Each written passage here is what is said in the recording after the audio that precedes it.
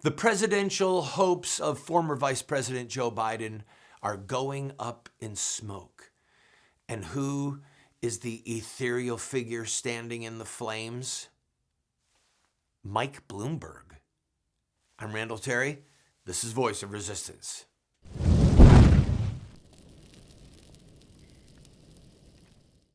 Welcome to the program, friend. I promise if you will invest the next 20 some odd minutes in this program, you will walk away with a lot more than you might be getting at other media outlets. We have to talk about Joe Biden before we get to Mike Bloomberg and Bernie Sanders and the rest of the Democrat lot. Joe Biden was the presumptive front runner. He was polling ahead in all of the polls nationwide up until Iowa and then New Hampshire.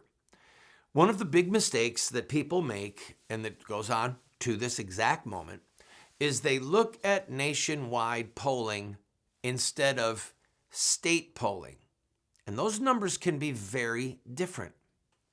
Joe Biden took a butt whooping in Iowa and in New Hampshire while he still was ahead in the national polls. Maybe some of his staff made a mistake. I can't believe that seasoned political activists would not know that they had to look at the internal polls for each of the states and that they had to have a strong ground game. We know for sure that Vice President Biden's campaign team blew it in Iowa. They had precincts, they had caucuses where they literally didn't even have a captain, somebody to run the caucus. In New Hampshire, he came in a dismal 5th place. Single digits. And now his firewall of people of color in Nevada and people of color in South Carolina, that firewall is simply not going to be enough to overcome the money that is being spent by Mike Bloomberg. So Vice President Biden, and he still doesn't look good. I've spoken about this many times on my program, that literally the syntax of his sentences, the way he bounces around in the middle of a sentence, shows that there is something that is not quite ticking upstairs. Early on in my program, this will be the last time I make reference to it. Early on in this program, several months ago, I predicted a Biden-Buttigieg ticket. That is officially off the table. There is just no way that Biden can come back. Now, here is why. The establishment Democrats, both in the party elite and their drive-by media, as Rush calls them, their New York City, Washington, D.C. media corridor, and then the third hinge on that door, the Hollywood elite, these are people who are predominantly capitalists.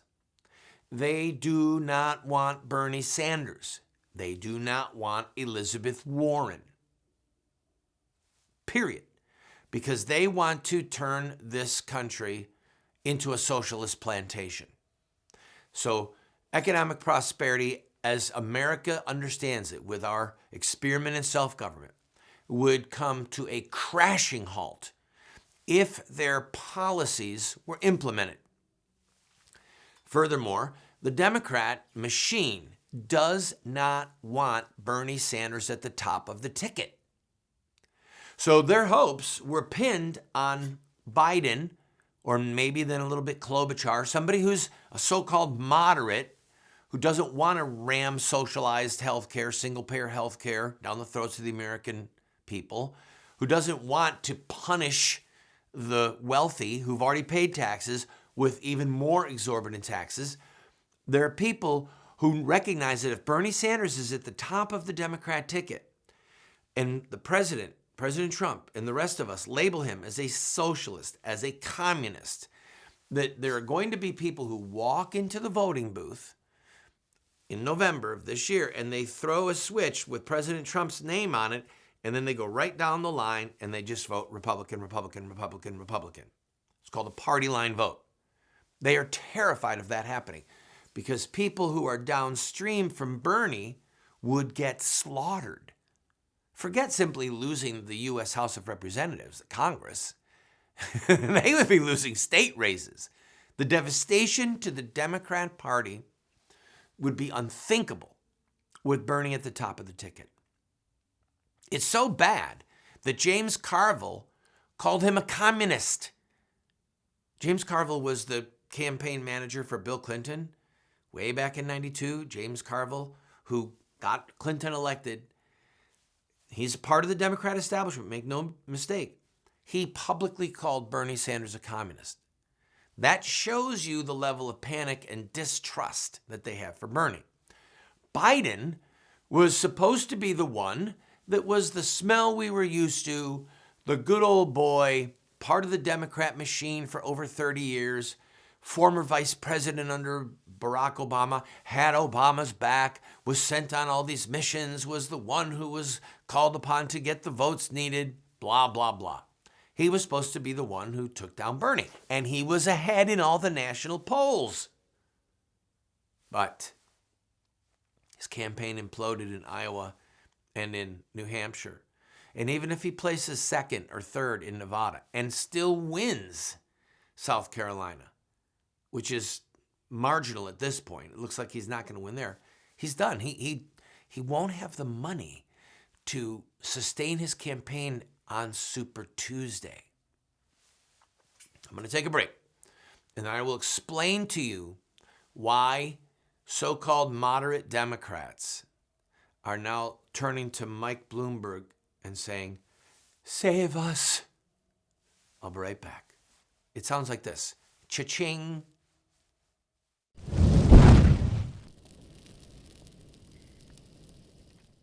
Introducing Roxy Guitar.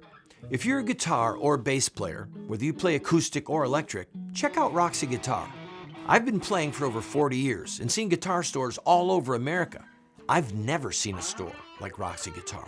Roxy Guitar has over 700 guitars in stock, over 1,500 pedals, over 200 amps. For the beginner or price-conscious buyer, there's Michael Kelly guitars. For the serious player or professional, Roxy Guitar has the finest selection of guitar lines I've ever seen. You know I love Warrior guitars.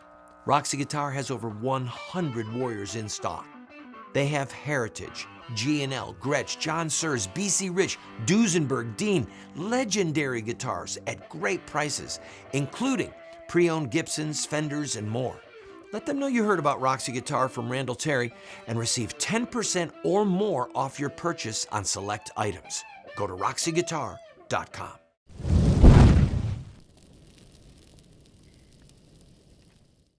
Welcome back, friend. There's a lot to unravel here, so stay with me and I'll help piece this together for you. Today is February 18th. This morning, Mike Bloomberg polled in an NPR poll. He polled at 19% nationwide, second place behind Bernie Sanders, who was at 31 in the national poll. That means Biden, Sanders, Buttigieg, they're all quickly fading. And by the way, Pete Buttigieg has done horribly with people of color, to use their phrase. So he's not going to do well in Nevada. He's going to do really badly in South Carolina. And then he, too, is not going to have the juice to do well in the South. Remember, Super Tuesday is predominantly southern states. Not completely, but predominantly. Those are yellow dog Democrats. They're conservative Democrats. Many of them are pro-life, still pro-marriage. And Buttigieg, because of his sexual bondage and his so-called marriage to this other gentleman, he's not going to do well there. And even though he will continue to be able to raise money from the homosexual community, which has a lot of expendable income, and from some young people who are ideologues, he's not going to be able to compete on Super Tuesday and going forward. So either he will stay in to make a point, or he will withdraw.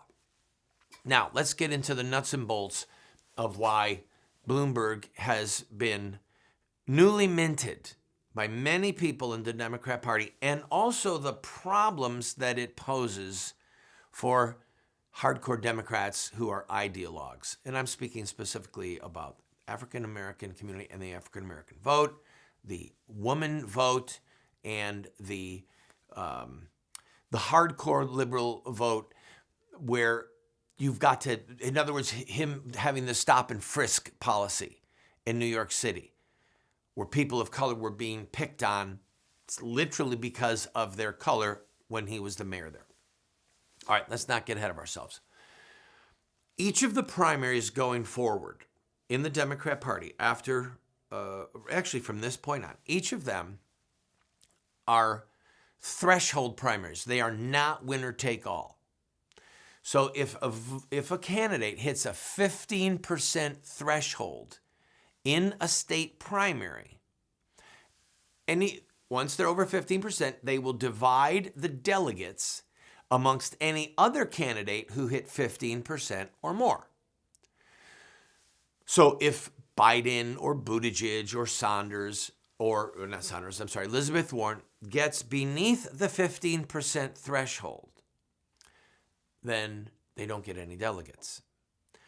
But perhaps more importantly, the Democrats have retooled things so that none of these states, from here forward, none of them are winner-take-all states.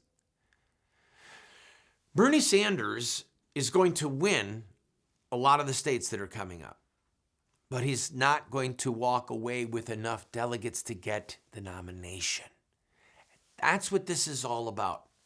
So let's say that Bernie and Mike and, let's just pick a name, Biden, that they split the delegates in Nevada or in South Carolina, even though Mike Bloomberg is not on the ballot in either of those two states. But just going forward, Super Tuesday.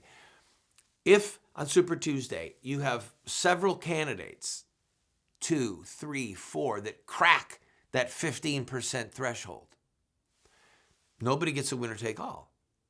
They begin to distribute the delegates amongst them. So Mike Bloomberg coming to the rescue, as it were, for the Democrat Party is in two stages. Stage number one is to stop Bernie from winning the nomination outright through the accumulation of pledged delegates. So if Bernie Sanders came in with over 2,000 delegates after the primary season is over, he's the nominee. So stage one of Mike Bloomberg saving the Democrat Party from the communist label, is for Bloomberg to get enough delegates to keep Sanders from having the magic number. That's what this is all about, people. Bernie Sanders is the front runner. Make no bones about it. He has a massive organization. He is raising tons of money. But the money that he is raising dwarfs in comparison to what Mike Bloomberg can spend out of his own pocket. And for those of you who are just starting to pay attention to Bloomberg, he has decided that he will not take political contributions from anybody. He is funding his own campaign. He's writing checks from his own account. He has already spent over $130 billion in Super Tuesday states. That does not include the national ads he's buying. So some estimates I've read say that he's already spent over $200 million in advertising for the Super Tuesday primaries, in state ads and in national ads. He is already spending more than, in our lifetime, entire presidential campaigns have spent. Democrat or Republican, the guy at the top of the ticket. No one has seen these sums of money spent for a political race. No one, because it's never happened before. And the man is worth $60 billion. So he can afford to spend $500 million or $1 billion of his own money and not put himself in any poverty situation. So stage one, defeat Bernie. Just keep Bernie from getting the nomination. And then stage two, we'll talk about when we come back, and we'll also talk about the Hollywood elite, and we'll talk about the hypocrisy that the Democrats are going to have to swallow, hook, line, and sinker, to get behind Mike Bloomberg. Don't go away.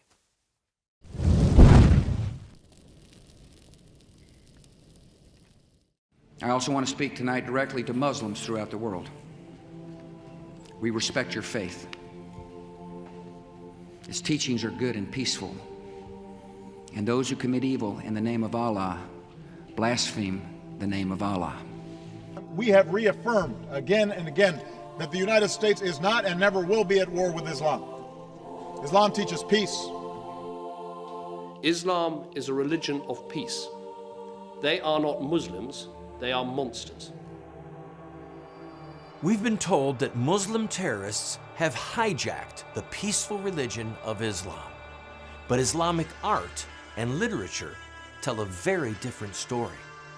To know the truth, we only have to study the narrative of the founder of Islam, Muhammad, in his own words.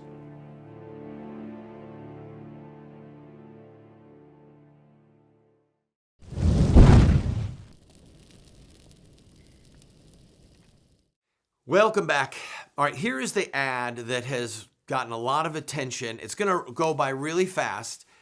And this is from Mike Bloomberg against Bernie. Now, the reason that this is interesting is because this ad is not running on television.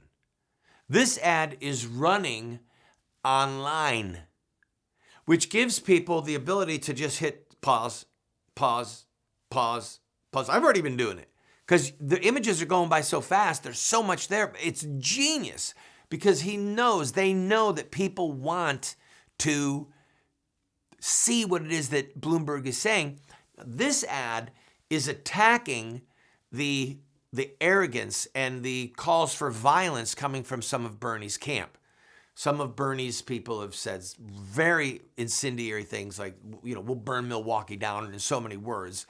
And a fight broke out at a Bernie rally 2 days ago.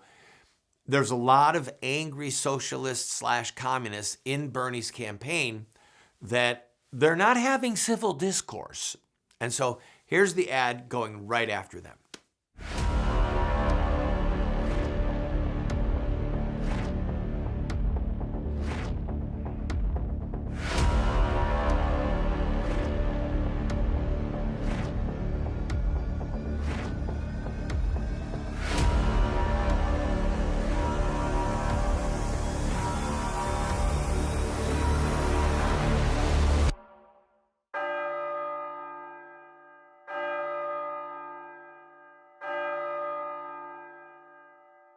It is vitally important for those of us who hold different views to be able to engage in a civil discourse.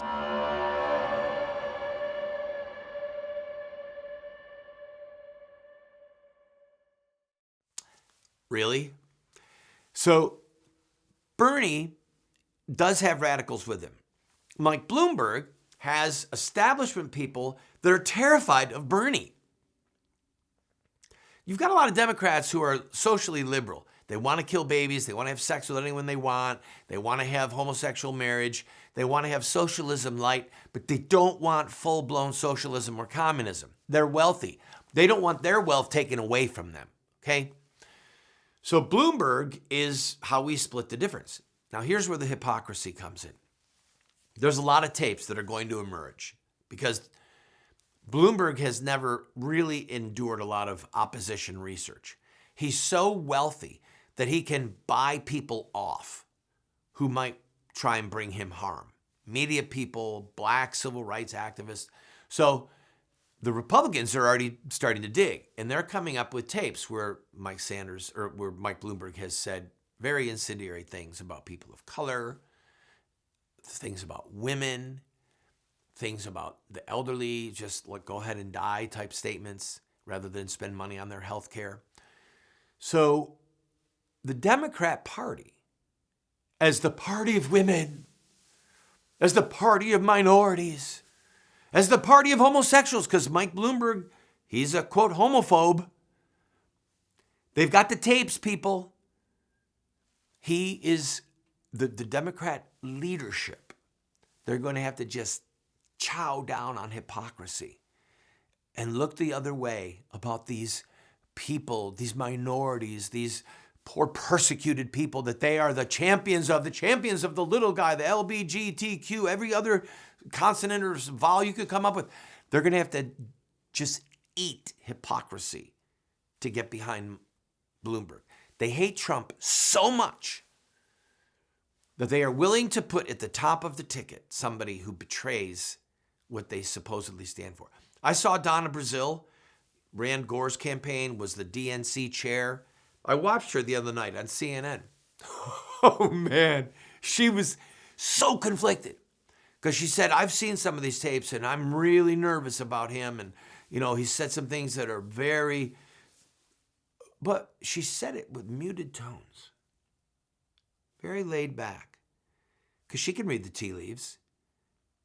If Trump or a Republican had said these things, she'd be calling for their public execution. Well, maybe not their execution, but at least their political lynching. But because Bloomberg might be the one who saves the party from Bernie and who could beat Trump, because Bloomberg's got the money, she was very muted in her criticism. So what we'll see is a round of criticism coming from various Democrat leaders about Bernie, but then they'll say, but we forgive him. What's more important is that we beat Trump. Now, the problem they haven't figured is the true believers inside of the Democrat Party. I've got to take a break. We'll be right back. We'll talk about them. Don't go away.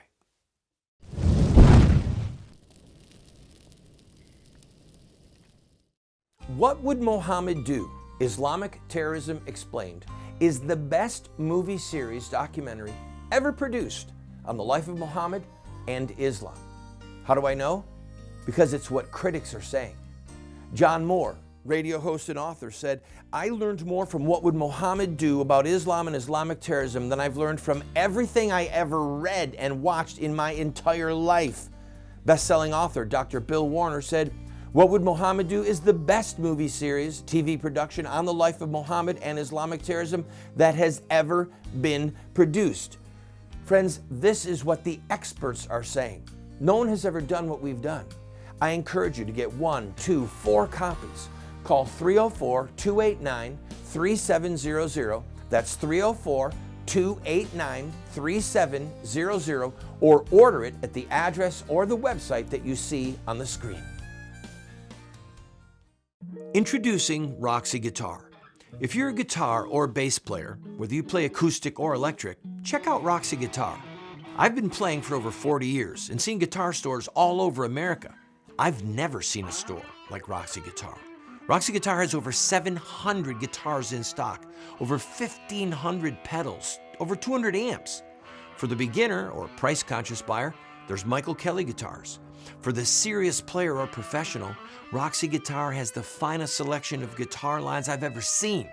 You know I love Warrior guitars. Roxy Guitar has over 100 Warriors in stock. They have Heritage, G&L, Gretsch, John Sears, BC Rich, Duesenberg, Dean, legendary guitars at great prices, including pre-owned Gibsons, Fenders, and more.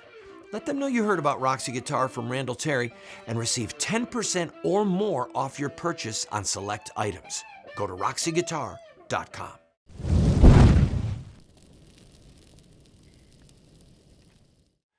The true believers in Bernie's campaign, Elizabeth Warren's campaign, Buttigieg's campaign, these are the ones who are going to be furious. They're going to figure it out.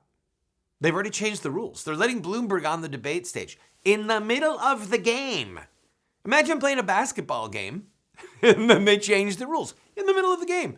Hey, we know that a three-point shot used to be out here, but we're going to move it. We're going to move the line so a three-point shot can be anywhere just behind the foul line. Can you imagine the outrage? They're so desperate to beat Trump, and they're so desperate to keep Bernie from getting the nomination that they change the rules. This is going to have fury from the true believers, fury from the people who want socialism. So the question is, how are those people going to take it? The Democrat Party cannot afford to lose those voters. So they're walking a tightrope. They don't want to alienate those 21 to 45-year-old people who are the hardcore of Bernie's campaign. They need those votes. They need those activists. They need them to go door to door. They don't need their money anymore, but they need them. And if they feel betrayed, they're going to stay home. And there'll be a few that out of spite, truly out of spite, vote for Donald Trump. Because they'll say, I would rather have an honest enemy like Trump than a dishonest enemy posing as my friend, which is what the Democrat Party and Mike Bloomberg are all about. All right, Bloomberg is qualified to be on the debate stage. It's tomorrow night for those of you who want to see fireworks, because those other candidates, they're going after Bloomberg. Talk to you soon.